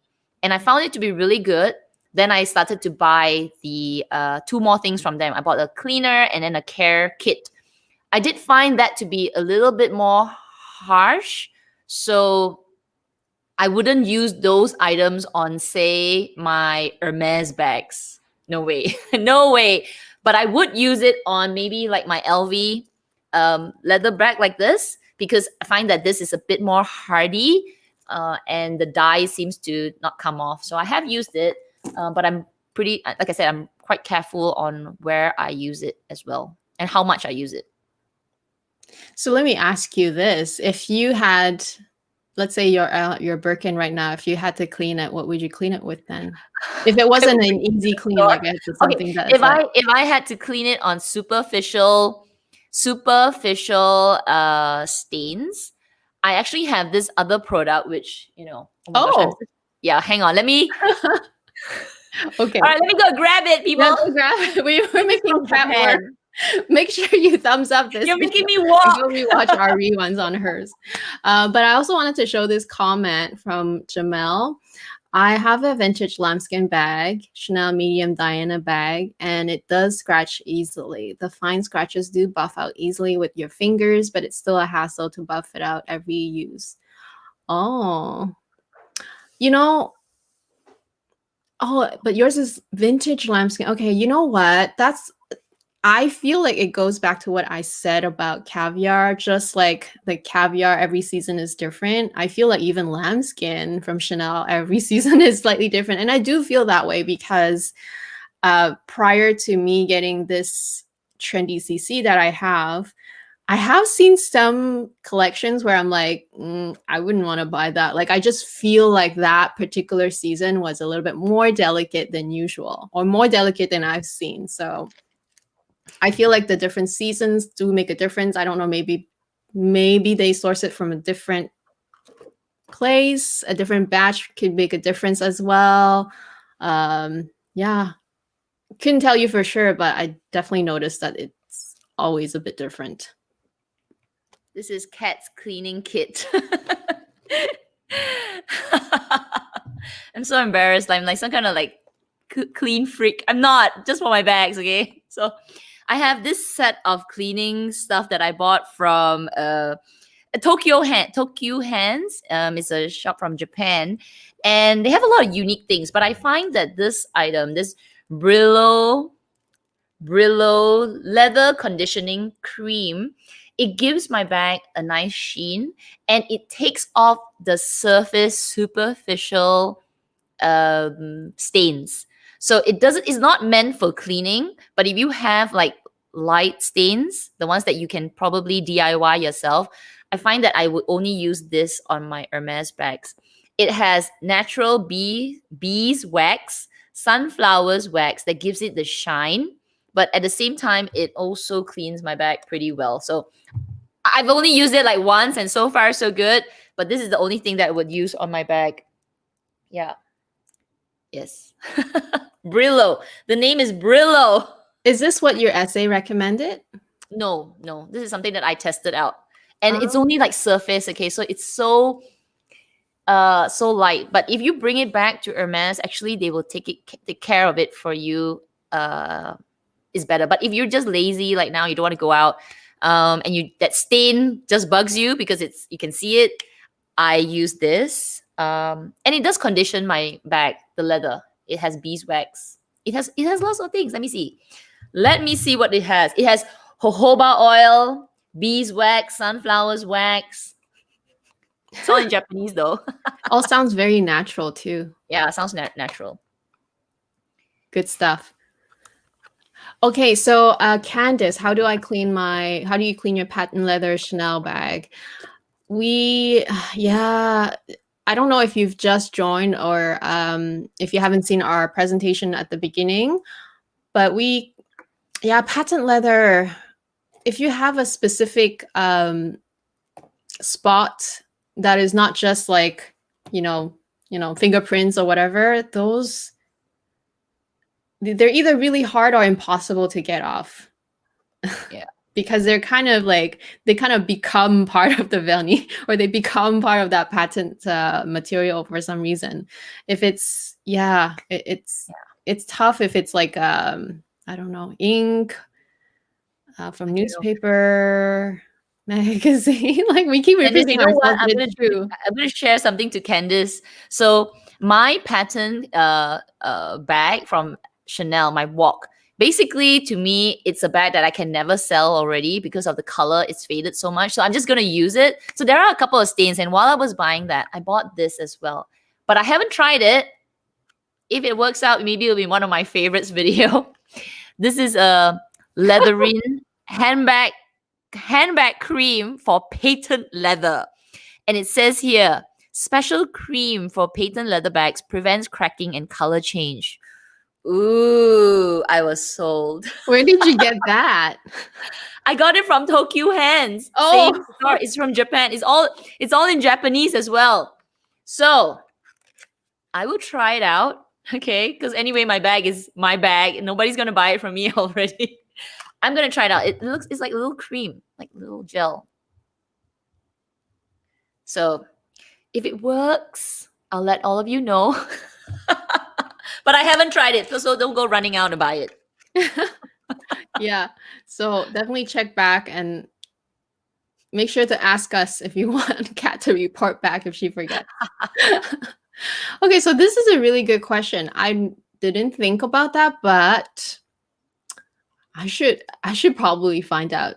So Catherine is asking, if we store bags with bag organizers, do the organizers act like a towel stuffing and cause the bad musty smell? That's a good one. I remember it. They say they don't because it's not. The material is actually not cloth. It's a synthetic material. It's felt. It's like felt, which is synthetic. Correct. Let me just check what felt is. So does that mean that synthetic materials don't absorb? Because cotton is natural. I wonder. Yeah, maybe you can look it up, Kat. General information, but it's a good point. Yeah. So you see, felt can be made of natural fibers, wool, animal fur, or synthetic fibers, such as petroleum-based acrylic and wool pulp, basically rayon. So I believe the ones that like from Samorga or Zumoni, I don't think they use. We can check, but I don't think so. That they use natural fibers. It's most likely synthetic, and I don't think they absorb more smells. But yeah, we should check it was synthetic. If I can find, because I might have thrown it out. If I can find, because like I remember they did come with like a care instruction, and it did say what the material was. I'm pretty sure I remembered it was a synthetic material. But if I can't find it, I might just ask them. But yeah, I'm pretty sure it's a synthetic material, and hopefully that would be the reason why it wouldn't be a problem. But that is a good point, and it's good that you brought it up. That is a good point. Oh, Clara has a tip for jewelry. So Tiffany SA taught me to wrap silver in tissue first before putting it in plastic Ziploc, like jewelry bag, to help protect from oxidation. Oh, yep. Okay. I know that. So for silver, it's air, right? That makes it oxidize. So that's why you would put it in a Ziploc bag. But why the tissue? That's what I'm wondering. But yeah, we're all learning really good tips here. Love that. Yeah, love it. I'm learning. Ooh, we can sun our silica packs. Let's reactivate them. Okay, Deborah, my vintage Chanel lambskin bag don't really have the sheen that the newer Chanel lambskin has. Oh, okay. Yeah, everyone has a different experience. It's interesting, huh? I wonder, is it because the newer Chanel lambskin has that coating that you were talking about earlier? Maybe it has that, sheen that gives it that color. No, sorry, it gives it that sheen. Yeah, interesting. But I do find that some lambskin, even myself, within the last few years, some lambskin, when it's brand new from the store, it just, like, when I look at it, I don't feel like it's appetizing. Like I don't like it myself. So I just feel like some seasons are just subpar than others, if that makes sense. Yeah. So it could be that reason too. Like it's just a different batch that you've got. And Chris, maybe the way that it's tanned as well. So Chris says you can buy the charcoal packs from Daiso, $2 per pack. That's so true. Daiso has everything. Everything. I'm like, yes, there's a Daiso like down the street. I'm like, Okay, so how can you tell a good lambskin that year? Oh, I wish I knew the answer, but you just look at it, and if you feel like you like it, then it's probably a good one. I've passed on many lambskin bags in the past. Like I told Kat, like the year that she got her lambskin backpack, I went and looked at it, but for some reason, the one that my essay showed me already had scratches and dents. It was a brand new bag, and I'm like, I got so turned off by it that so I didn't get it. And I feel like if it's brand new and it had all these problems already, like I know that lambskin does age that way, but it was brand new. Like I wanted it to be not like that. And if it brand new can be so easily become like that, imagine if it, if you start using it, right? So you kind of just judge it on the spot almost. Yeah, totally. And I guess if you're there in store, like not all of us have that opportunity to go to the store, right? Every time. But if you have an opportunity, actually just touching it, you can kind of feel the lambskin. Like I have felt, I don't know if the right word is thinner lambskin. It just feels more delicate. Like it's so like thin, like thin skin. Like you just feel like, this is lambskin. Then you just know that it may wear over time faster. But there are some lambskins that I've touched. It's like, is this lambskin? This is like calf skin. It's so thick. And it's not thick. I just feel like the word thick is so like not nice, but it just feels more hardy, So no, I totally agree. Which is why when I decided that I wanted a trendy CC, and I went to the store and I tried on a red one that they had, and I was just like, while I was trying it, I had to like handle it, right? And I just felt like, oh, this lambskin feels durable. Like you just feel it. It's like different from the usual, or different from some of the ones that I've tried in the past, which is why I said, okay, when is the next black one coming in this lambskin? He's like, oh, new collection is like, it was just like, a few weeks later. So I'm like, okay, I hope that it's the same one. So yeah, it's true. Like by feel, you can definitely tell sometimes that one is thinner, one is maybe slightly hardier. Yeah, I wonder if one lamb is more well-fed than the other. I don't know. This lambskin has more food and moisturized and taken care of. Yingli says vintage lamps, the Chanel lambskin is flat while the current ones are more puffy. It's true. I've seen some pictures like on the resale market, like the vintage bags. The lambskin is more flat. It's more like a reissue, right? Reissue. It's more, the quilting is not as puffy. Yeah. Okay, so Annie says, I like the Meltonian leather lotion. Was able to remove jean stains, wood stains that got on the leather bag. Ooh, recommended by Snape HBP. Her Chanel essay recommended. Okay, good to know. Good to know. I'm gonna Google that. I think everyone needs to start taking notes now throughout our live chat, like Colonel, Japan, what is it? Tokyo something? Brillo. We need to all take notes and then Google the ones that we need. Or you just rewatch this live later. Totally. Ah, that is $1 million question. How do you take care of velvet bags? I feel like velvet, it falls basically in the category of, just general fabric. Yeah. And you just have to prevent it from happening, I feel. Honestly. Actually, when we ask the audience, if any of you have velvet bags, how do you take care of your velvet bags and what not to do? Right? Yeah. Because I don't own any velvet. Do I? Let me think about it. I don't own any velvet luxury bags. I have the suede, and yeah, just because I don't know how to take care of it, and I know it's gonna be a little bit more challenging. But yeah, if any of you know.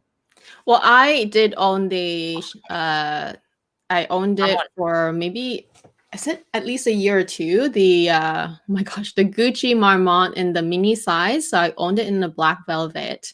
And I also want to say that not all velvet are equal. So I own that one from Gucci, and I also, within those couple years, I also tried on the YSL Lulu. Is it it must be the mini Lulu, or I don't know if it's called the mini Lulu, but it's the mini size Lulu in the burgundy velvet. And I can tell that maybe the YSL one just feels a bit more, I don't want to say superior, but it just feels a bit more sturdy. So okay, kind of like I don't own that one, but I'm just saying that I feel like even within velvet bags, they are not all made equal. And there's nothing wrong with the Gucci one. Of course, it was perfectly fine on mine. The only thing that I noticed that is when you store it, you definitely want to make sure that you don't necessarily want to flatten the velvet texture. So I just stored it upright, and I made sure that there's no extra weight on top or whatever, and so that it doesn't flatten a certain part of the velvet. And even when I was putting inside, because I left it inside the dust bag when I stored it, I made sure that even the seam of the dust bag did not sit on the middle of the velvet. You know what I mean? Because I don't want that indent to happen on that velvet. Interesting. Okay, what made you say that the YSL one is superior? Was the velvet longer, thicker, more plush? What was it that? Not longer, more plush, I feel. Yes, maybe denser. Denser. Okay. Yeah. Interesting. Yeah, but did you brush your velvet? There's nothing wrong with it. There's nothing wrong with it, but it just felt. Maybe I like even when I was looking at it, it just felt like shinier. Maybe it was denser. I just felt like it was nicer in a way. That was already like after I bought the Gucci one. Maybe it's like what people say, Dior lambskin is tougher than Chanel lambskin. That's like sort of like a common thing that people would say, right? And I don't know. I just feel like, if you go and feel it's tougher, but even Chanel has tougher lambskin. So yeah, that's interesting. Yeah. Definitely. So definitely not all made equal, and perhaps even the season can make a difference. Oh my God. Before you go to the next question, I just see a comment that came in from I'm Back Happy, and I have to laugh because she said, I love talking about back care. Ha ha ha. It's like a drug for luxury addicts because it's a bit OCD. So true. So true, because I mean, we pay good money for these things. We gotta take care of it too. It's like we're making ourselves work harder. But we love it. What's the cleaner? What's the cleaner? So true, so true. You guys get us, which is why we have this live stream every week. Okay, Moonchild, opinion on durability of cotton on vintage Chanel bags. Oh, wow. Maybe someone can comment, because I don't own any vintage Chanel cotton bags. But I just feel like fabric in general is not the most durable material. It's fun. But yeah, the brief time that I owned my Deauville tote, which I believe is a cotton blend, because mine was a denim. Even the brief time that I had it, and the handful of times that I used it, because I literally only used it a handful of times, I could tell it was wearing and tearing already. Like you could just tell a little, like it was not bad. Like it still looked brand new, but you could just tell, just even having put it on the floor a few times, or having just taken it out a few times to the shopping mall, you could just tell that it won't wear the same way as a leather bag would. It will, if I continued using it, and if I kept it for longer, and if I used it more frequently, I just know the edges will start fraying a little bit. Like the fabric itself will start fraying a little bit. You might get one of those occasional sort of pill here and there. I don't know about you. You also had your Deauville for a brief moment. Yeah. So I had the Deauville. Mine was a double whammy. So Deauville, cotton. I mean, is that material, right? The fabric material with sequins. Yes. So maybe the question earlier on was like, what's the hardest material? Maybe things that have embroidery, Right. like this kind of sequins, things that are sticking out from your bag. Yeah, those are really hard to maintain. Though it depends on the material of the bag. But yeah, I just feel like the way fabric is a natural fiber, right? And natural fiber can stretch, like leather can stretch, but cotton, tweed, and all that, it will stretch, like your clothes, it will stretch over time. So durability of the cotton, maybe the quality of the cotton, but over time, especially you're talking about a vintage one, it's natural fiber. It will stretch, it will slouch, it will sag. You can prevent it as long as you can, but it's pretty much unavoidable. Well said. In fact, I think this is for you because you had a deerskin bucket bag too. I'm considering buying the pre-loved deerskin bucket bag. Is it a good leather, hard to take care? So I had the bucket bag deerskin, I think from 17th season, I believe. And I can tell you the deerskin is a good leather. It's really tough.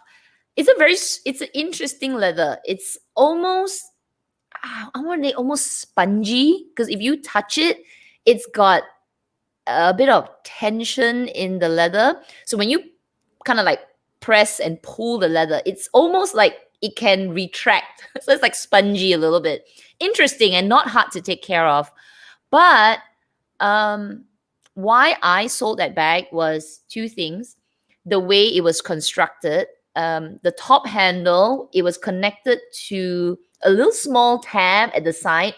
And I feel that because the leather was this spongy, stretchy material, every time I pulled the bag up, right at where the bag was connected, the strap was connected to the bag, I could see it being pulled, like a constant pulling.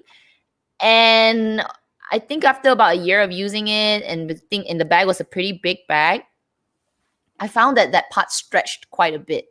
So even though overall the bag was easy to take care of, you could scratch it and everything, it still doesn't look so bad. But I feel like the leather of the bag, because it's so, what's the right word, pliable, like, it can move about, is also not so great. So maybe for smaller bags would be a better thing. And then the second thing is, if you want to get this bag, maybe don't get a bag that's too large, because of the material. It seems to be stretchy. And if your bag is too big, you tend to carry more things. So that's my thought. A pretty heavy leather too, right? Yeah, that's true. Yeah, it was a little bit heavier. Yeah. So this is an interesting question. So Nat Wong, I see online that Samorga is very popular for bag organizers, but they seem quite expensive. Is it the quality of the felt? Do you own any of other brands, and would you recommend? So totally see what you mean by that. I remember buying my first organizer from them, and I did remember, I'm like, oh, like at the time, $50, especially with conversion, is quite a bit, right? But the way I think about it now is it's for the long haul. Like it's really for not only keeping the inside of your bags clean, but for me, I actually I don't always use an organizer when I actually use my bag. So sometimes I just like having the actual bag to use. But when I store it, I just really find them wonderful, because you don't have to re-stuff your bag a certain way. You have to push on all the corners. I just put the organizer in it and I know that it's done. So I feel like it's more like an investment for the long haul. So Samorga is definitely a popular brand, not only because they do use a good material, but they have lots of designs. I mean, they have, I think, all the most popular bags. You will find an organizer for them because they're quick to come up with it. But another brand that I also own and have worked with is Zumuni. Kat has also worked with them, and their quality is also really good, top notch as well. So those would be the two that I personally recommend.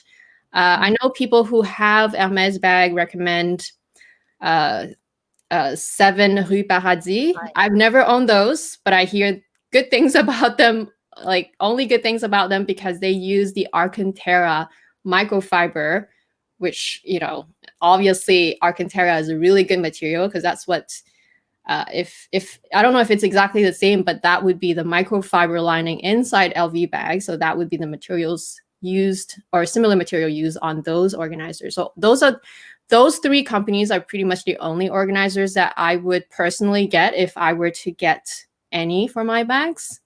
Hopefully my future Birkin, I can get one of those from 7RP. You should.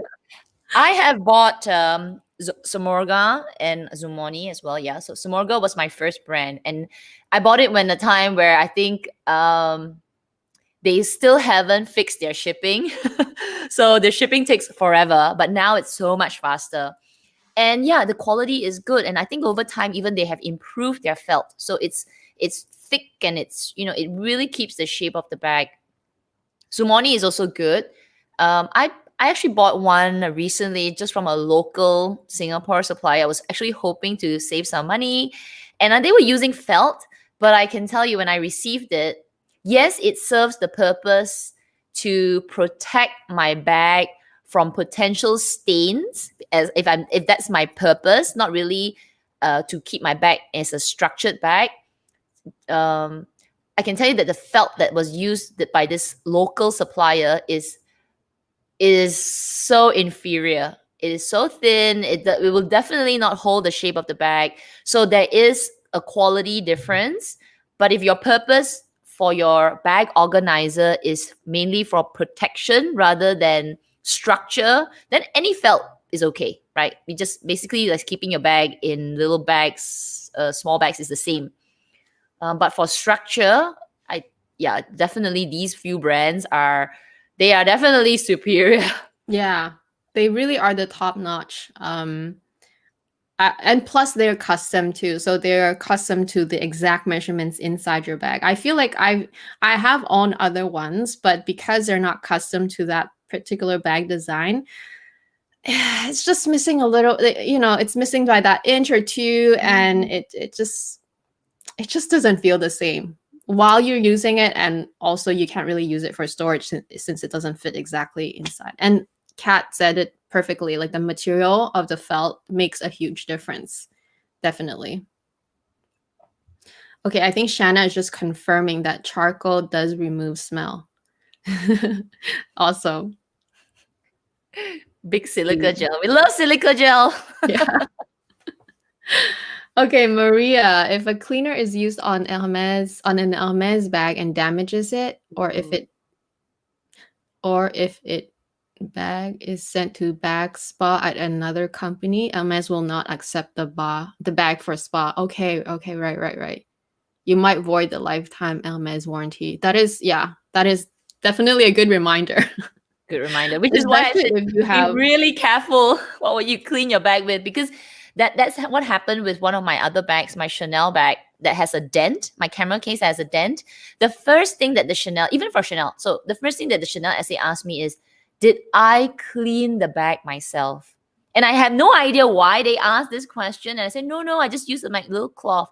And it could be because of this similar thing, right? If I use something to damage the bag, they won't take the bag back because it's not their fault. Right. We always need a good reminder from Maria. Okay, I think the tissue, I think that's referring back to the storing silver jewelry. I think the tissue serves as a moisture absorber and double protection. Like preserving veggies. Paper towel in food grade Ziploc. That's so true. You know why? I eat my veggies so soon, like so fast, that I don't have to do that. I just go through my veggies before they have to spoil. I'm laughing at this because I suddenly had a vivid image of my mom. Every time she comes home from the market, she will lay out all these newspapers all over the floor, and she'll be wrapping the vegetables with newspaper, put a rubber band, and then put it in a plastic bag, and then put it in the fridge. And I'm like, Why? Because she probably bought a lot and then you can't go through it all at the same time. So she has to preserve it as long as possible. Whereas I, like the way I do groceries, I buy enough for like the next 2 days, maybe 3, because I don't like to cook food that looks like it's about to spoil. Oh my gosh, it's And I'll so see my funny. mom opening the fridge and she'll be grabbing these bags of newspaper out. I'm like, checking. She'll be like, yeah, okay, we can eat this vegetable. But you know So that's what? how we store Moms our know luxury. best. Yeah, Moms know best. They have their tricks. We never do it because we're too lazy. I just buy enough because I know I will finish it. Okay, so how do you prevent pilling on fabric bags, the constant rubbing? You can't. If you constantly rub it, it will pill. Yeah. I think you can maybe kind of remove them a little, like you can kind of cut it if it's safe to cut. Sometimes it looks like it's about to come off anyway, so it's safe to cut it. But otherwise, you It's can't. really hard. Yeah, I it's feel really like hard. it is what it is.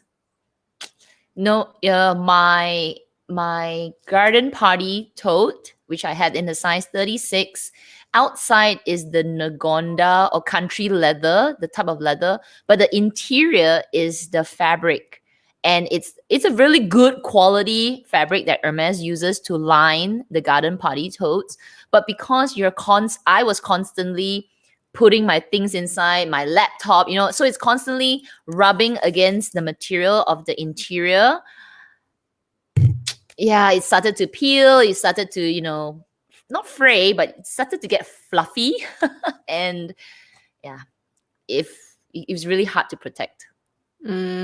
Yeah, it is unfortunately the nature of fabrics. I feel they're so cool to have, and sometimes they become trendy.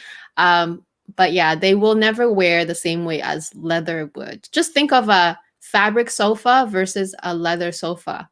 Leather Totally. sofa sometimes can be passed on to the next generation, or you'll go to a family house that has a leather sofa that's like been around for many, many years, and it's still usable. But fabric, it would have been ruined a long time ago. So it's just the nature of the material. Okay, so Clara is clarifying. Tissue protects silver from getting into contact with hydrogen sulfide from the air to protect the silver from oxidizing. Wow, we're getting so technical here, but thank Chemistry. you. We have a luxury.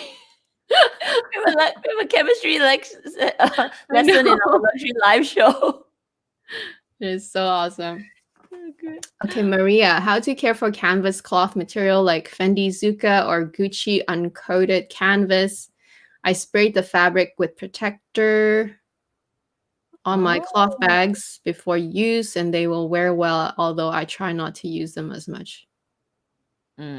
Yeah, I feel like same answer. I feel like not using them as much, that's definitely helpful, like rotating your bags. Yeah. And just be careful when you use it. Really, I don't know if there's any other way, honestly speaking. If you guys know of any way that has worked for you, and we'd love to know, I feel.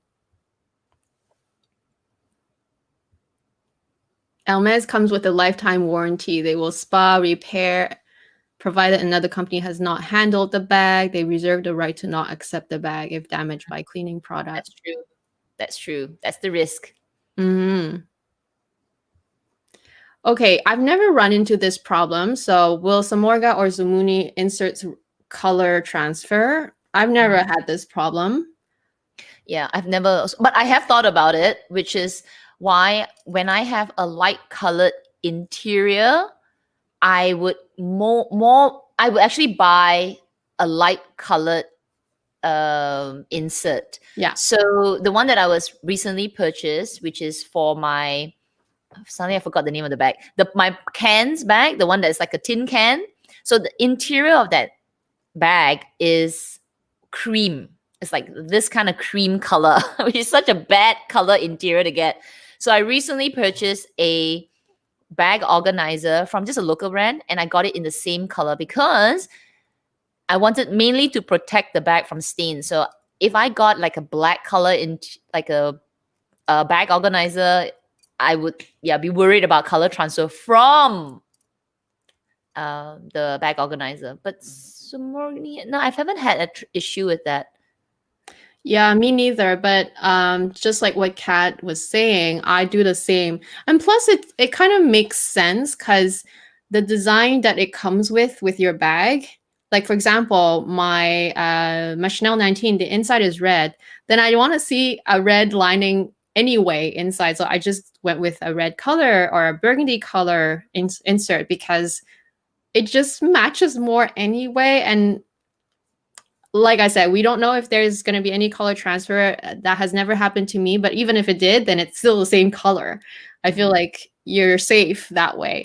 And same with my Speedies.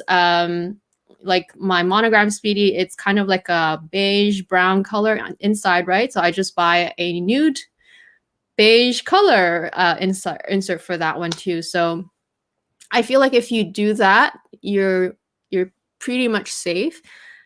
And if you're like extra worried about that, why not just buy on the lighter color scheme anyway and put it in any bags? Doesn't matter what color is inside your bag. If it's a darker color, you have a lighter color insert, it's not gonna color transfer. It might if it transfer, it might transfer the darker color onto your organizer, but that is okay, right? You know, your organizer is meant to be used, is meant to just be an extra protection and extra, you know, extra helpful for your everyday organizing, but otherwise it's your bag that you worry more about, right? So I feel like it would be okay to Same.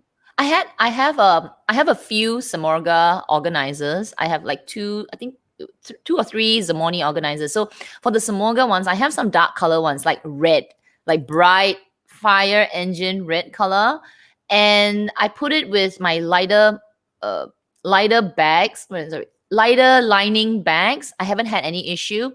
And my stuff, my wallet, or you know, maybe my light colored wallets, or any kind of like stuff that I put in the organizer, I have never had any color transfer from the organizer onto my items as well while it's rubbing inside. So you know, never say never, but so far it's been safe. But if you're worried, I totally agree with Amy. Just get the lightest color organizer, white or cream. I think that would be definitely the safest bet. Yeah. Then you can put it in any bags that you want. No worries. Okay, we are approaching the 2-hour mark, but I see this question. I leave the plastic on the hardware of new bags to prevent scratching. My LV told me that it should be removed because sometimes the glue on the plastic can damage the hardware. What do you do? So your essay is totally right. However, I do the same thing as you, but I don't leave it indefinitely. I pretty much remove it if it starts peeling on its own, or if it's a very unsightly one, like if it's right in front and you can definitely tell that the outline of the sticker is not even the shape of that hardware, I'll just remove it. It's true, it's best practice to just remove it because like, again, depends where you live. Like, I feel like where I live, it's okay to leave it as long as possible because the humidity and like the everything atmosphere here is not going to really affect it. So even the glue is less likely to damage my hardware. But I feel like if you live where Kat lives, that's a different story. Take it off. Take it off. Take it off. Yeah. Yeah. Because between the plastic and the hardware, moisture can get trapped inside and it can actually damage your hardware. So even though I say take it off. Yeah. But like I said, I have never had any problems with mine. Yeah, Kat has removed hers. No, it's coming off. I'm going to take it off today. I don't keep it longer than, I don't know. There are some bags that I still have it, but that's because I'm not using it. But it's actually really best practice to remove it. There was one bag that I had that I kept the plastic on for a long time.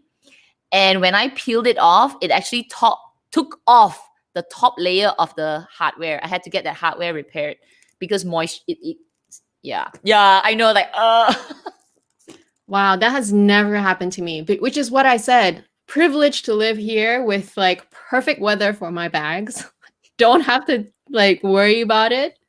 But even I will remove it over time. Like it's just unsightly after a while. Just like I just remove it.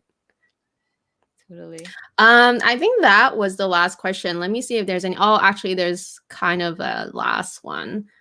Oh, but it's for everyone. Does anyone have experience with satin? I'm looking to buy a vintage Chanel bag. Near perfect. It's another fabric, and it's a very sensitive fabric. Satin.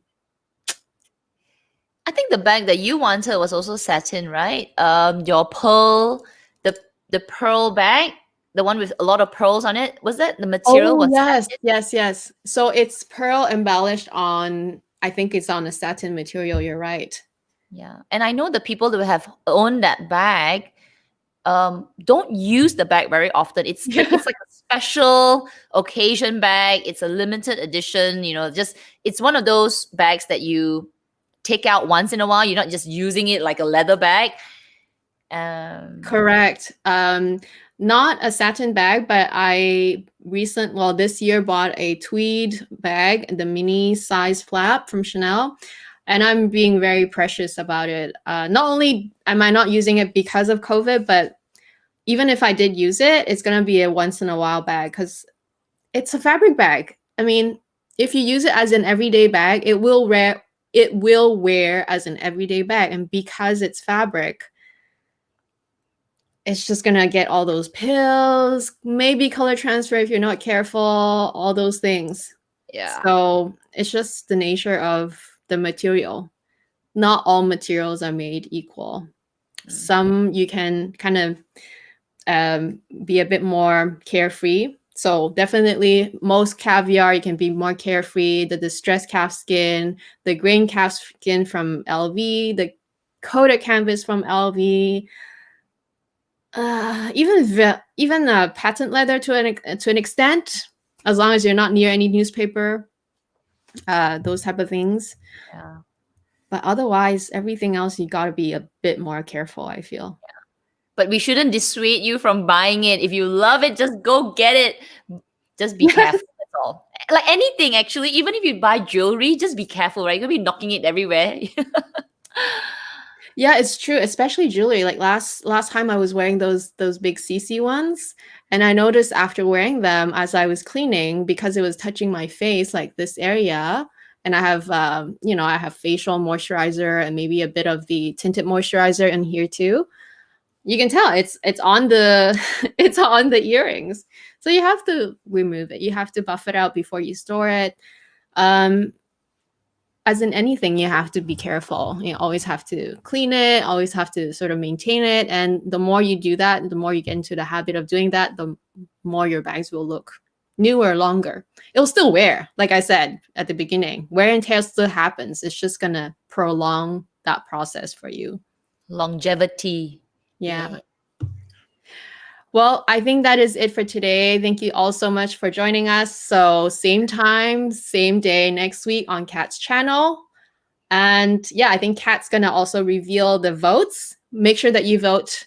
If you don't know yet, just rewatch it and vote later. You can leave it in the comment section and we'll talk to you again next week. Yeah, thank you. Bye. Bye, guys. Bye.